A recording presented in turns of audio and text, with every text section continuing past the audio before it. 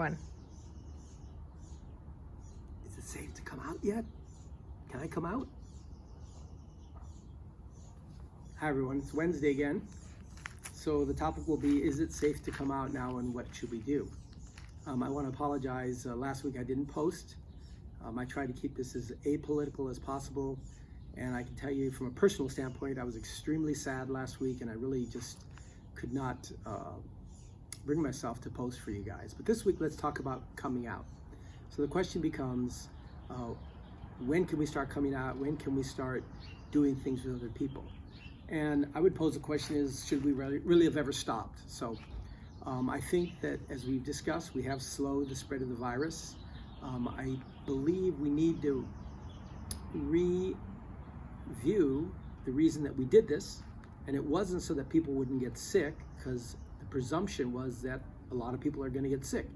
It was so that we can, as they said, flatten the curve, which means the emergency departments wouldn't be overwhelmed. And now, this many weeks out, we've learned how to treat the disease. We have resources to meet the disease. And sure, there's going to be an uptick, but at what cost? And I think that there's a lot of frustration and anger as a result of it, and that's been playing out a bit. So at what cost, I would say? We all need to make our own decisions. It depends on how much risk you want to take. Now, if you want to say you're going to lock yourself in a room and never come out again for the next 10 years or so, then that's your option. But I think that we are social beings and we need contact with each other.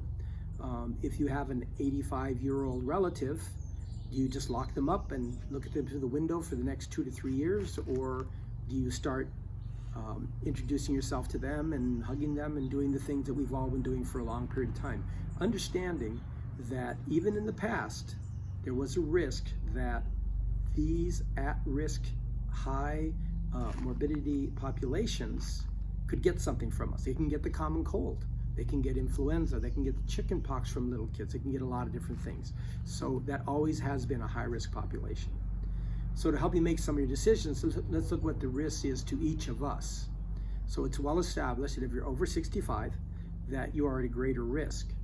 An even greater risk to you is you have what's called a comorbidity. And a comorbidity means another illness.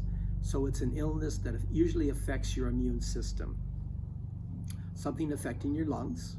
So that would be asthma, emphysema, congestive heart failure, something affecting your immune system, something like if you're on chemotherapy, if you have had a recent bout of cancer that you just gotten off of chemotherapy, if you have something like lupus and are on chronic steroids, if you have something like a multiple sclerosis, any one of these autoimmune type diseases that can affect you, if you have chronic kidney disease and require dialysis, these are the high risk populations, okay? If you have simple high blood pressure, I wouldn't really call that a risk, okay? If you have had a history of surgery in the past or something like that and didn't seem to have a problem, I wouldn't call that a risk. So each of us needs to make our own decisions as to what we're going to do. Can we go through life not talking to each other and speaking to each other and hugging each other and holding our loved ones? That's a decision each one of us needs to make. I can tell you that at the current mortality rate, if you really look at it, so out of 100 people who get the disease, 98% are going to live. Okay, they're going to recover, they're going to live. You have to remember that the majority of people have little to no symptoms. Okay, but there are some bad cases, sure, just like anything else. If you are under the age of 65 and you contract the disease, the chance of you dying is 1 in 1166. And of that one person, out of the 1166, 89% of them have a comorbidity. So almost 90% have something else wrong with them.